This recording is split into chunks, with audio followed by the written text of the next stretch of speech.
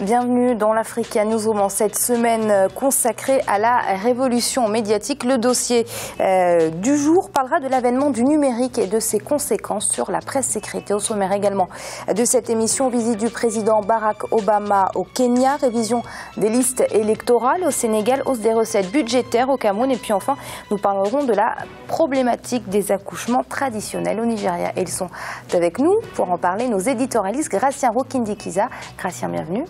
Merci Amira, bonsoir à tous. Samuel Gembok, Samuel, merci d'être avec nous. Merci Amira, bonsoir. Et notre invité journaliste et président de l'Union des journalistes africains, Monsieur Camara. Bienvenue Monsieur Camara. Merci beaucoup. Et tout de suite, c'est l'info du jour.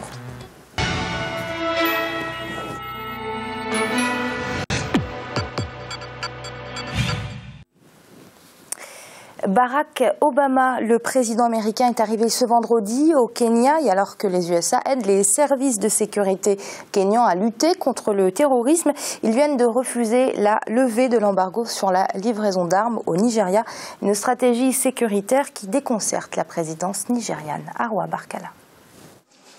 Septembre 2013, prise d'otage au centre commercial Westgate.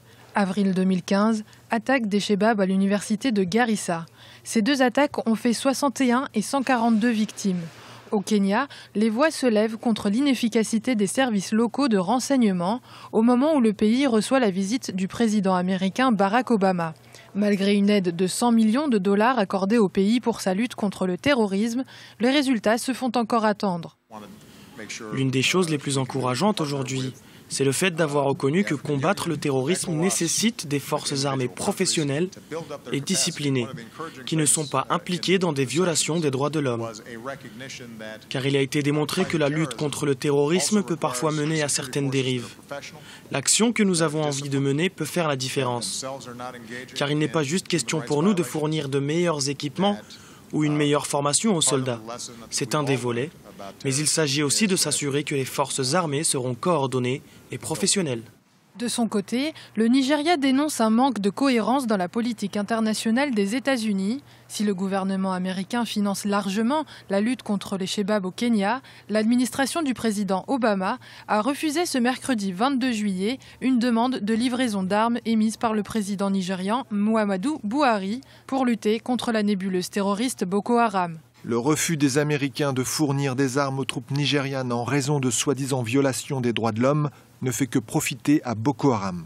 Le président Muhammadu Buhari a néanmoins quitté Washington ce jeudi avec une aide de la Banque mondiale de 2,1 milliards de dollars pour la reconstruction du nord-est du pays. Venu en quête d'un appui financier et militaire afin de lutter contre Boko Haram, il n'a pas obtenu la suspension du blocus sur la livraison d'armes par les États-Unis. Gratien, peut-être avant de parler de la coopération sécuritaire, parler de la coopération économique et donner quelques chiffres. Le volume des échanges entre le Kenya et les États-Unis s'élève à 2,2 milliards de dollars et les échanges commerciaux entre les USA et le continent africain en général s'élevaient en 2014 à 73 milliards de dollars, loin derrière les 200 milliards d'échanges entre la Chine et le continent africain. Qu'est-ce que ça veut dire que Barack Obama essaie aujourd'hui de rattraper ce retard ? Oui, bien sûr. C'est bien que les Américains ont été pratiquement en retrait par rapport aux échanges avec l'Afrique, mais aussi, il faut reconnaître, les Américains n'ont pas beaucoup de choses à vendre aux Africains. Les Africains achètent en Chine les produits, disons, d'utilisation courante. On va acheter plusieurs choses, on va acheter les vélos, les bicyclettes, on va acheter les petits tracteurs, mais les Américains ne sont pas à ce niveau où vendent des produits très chers, on peut dire de très bonne qualité, mais qui sont au-delà de la bourse des Africains. Donc, Obama, il faut aussi qu'il essaie d'orienter, ou les Américains orientent les produits à vendre aux Africains qui sont accessibles. Notamment, il y a un domaine qui est encore libre, c'est le domaine solaire. Et je ne dirais pas de la télécommunication, parce que la télécommunication, ils sont encore chers. Mais le domaine solaire, les Américains peuvent s'y mettre. Et aussi, il faut voir ce côté. Si les Américains n'arrivent pas à vendre au Kenya, qui est le premier pays de l'Afrique de l'Est, la zone est la plus, disons, la plus stable aussi, qui progresse beaucoup plus que les autres au niveau de l'Afrique. C'est-à-dire que les Américains n'ont pas fait beaucoup de choses, mais espérons qu'ils ne vont pas vraiment vendre des armes pour augmenter le chiffre d'affaires des Américains en Afrique. Alors Samuel Gratien disait que les États-Unis n'ont pas fourni beaucoup d'efforts justement pour vendre aux Africains, mais peut-être que les Africains n'ont plus besoin justement des produits américains. Non plus besoin, je ne le pense pas. Je pense plutôt que la démarche des Africains est une démarche qui me paraît moins pertinente et un tout petit peu absurde. Absurde dans la mesure où le monde évolue, les sociétés évoluent, les pratiques évoluent, les économies évoluent. Pour qu'il y ait des échanges économiques et commerciaux équitables, il faut absolument que les économies soient adaptées.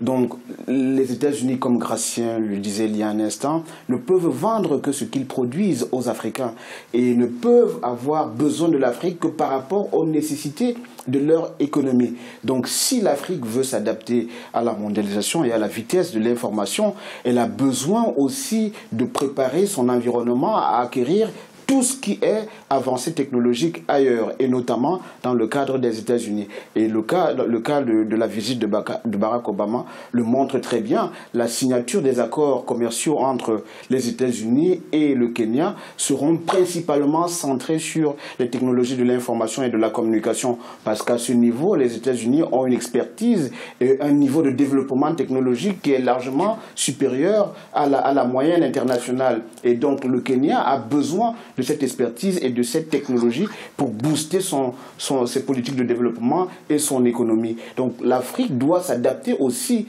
à la vitesse de la mondialisation et non pas rester absolument fermée sur elle-même et d'attendre que les autres viennent demander à l'Afrique qu'est-ce que vous voulez, et si on doit produire un nouveau vêtement, qu'on vienne demander à l'Afrique est-ce que ce vêtement va vous convenir ou pas. C'est l'Afrique qui a besoin de ce vêtement qui vient d'être produit et doit chercher à l'acheter ou doit chercher à s'approprier la technologie qui a présidé à la fabrication de ce vêtement. Donc je pense que pour que l'Afrique puisse être à niveau par rapport à la vitesse de la mondialisation, elle doit absolument combattre cette inertie, cette exclusion, cette auto-exclusion sur elle-même.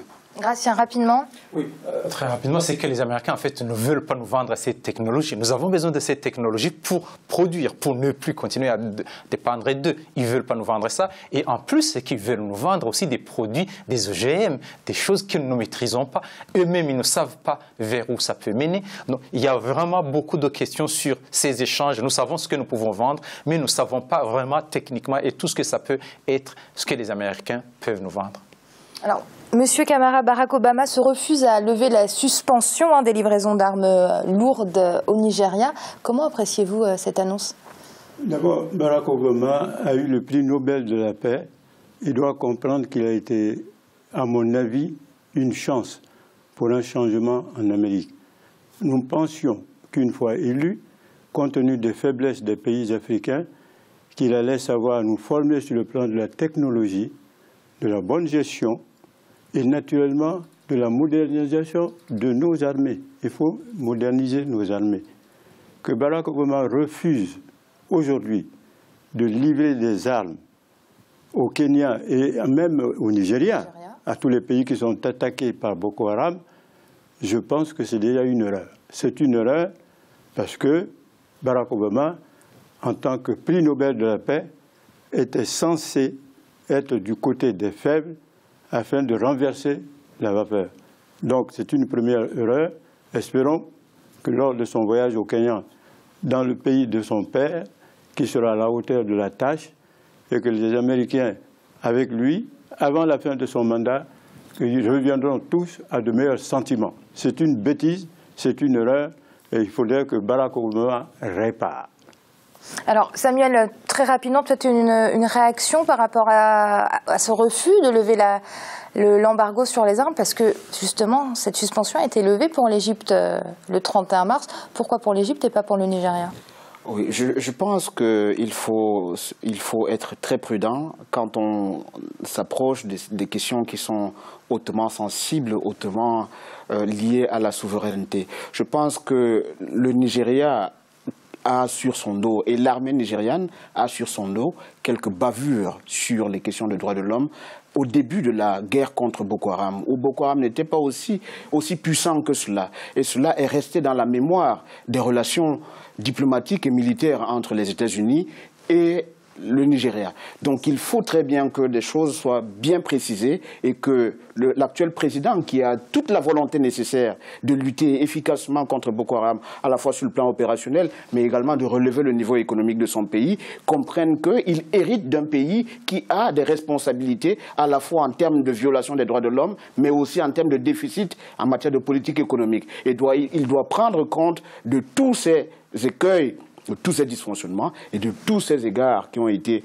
commis tout au long des mandatures précédentes et activer le levier diplomatique en relation avec des pays qui lui viendront en aide dans le cadre de la volonté qu'il exprime pour lutter contre Boko Haram.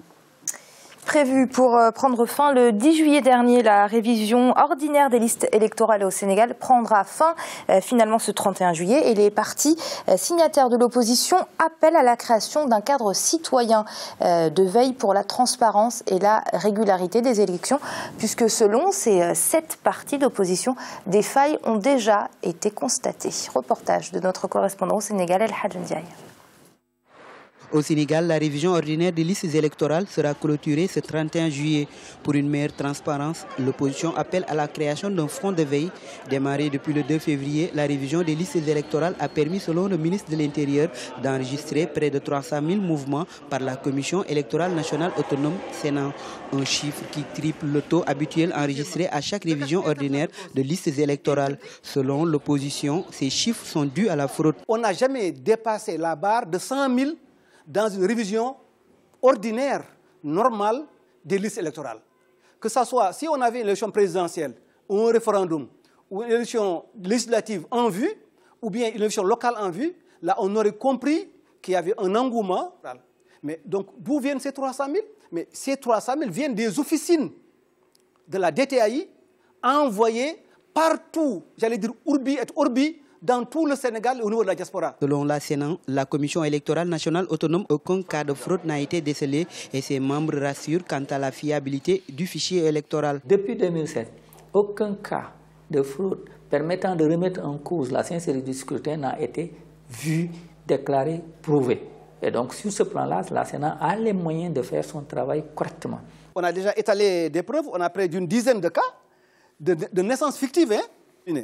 Alors, le cher Sylla, il dit qu'il est né le 8 novembre 2000. Le 8 novembre 2000. Ça, c'est celui qui demande l'extrait 8 novembre 2000. Bon, lui, ce n'est pas un enjeu, mais c'est une tricherie. Et son père est né le 6 avril 1994. 94. Son fils, pour lequel il demande l'extrait, est né en 2000. Et lui, il est né en 94. C'est croyable, c'est crédible, ça? Le fichier électoral en question n'est pas une urgence selon la Sénat, car il n'y a pas d'élection envisagée dans un bref délai, hormis le référendum que le Sénégal pourrait organiser en 2016 sur la durée du mandat du président Macky Sall. Gratien, la révision des listes électorales, c'est rarement un événement qui se passe avec sérénité sur le continent africain.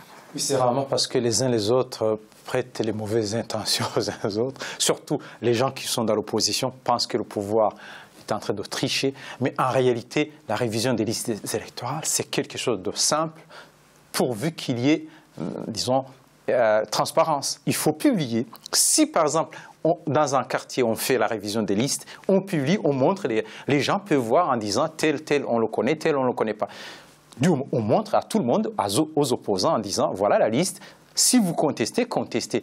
Mais s'il n'y a pas de transparence, bien sûr que ça peut présager des tricheries, mais s'il y a transparence, on ne peut pas d'emblée contester alors qu'il n'y a pas des élections qui s'approchent. Alors, Samuel, pour le cas du Sénégal, la révision des listes électorales a permis d'enregistrer 3 fois plus d'électeurs que le taux enregistré habituellement. L'opposition accuse bien évidemment le pouvoir de fraude. Est-ce qu'il pourrait y avoir une autre raison à ce chiffre qui est quand même assez particulier ?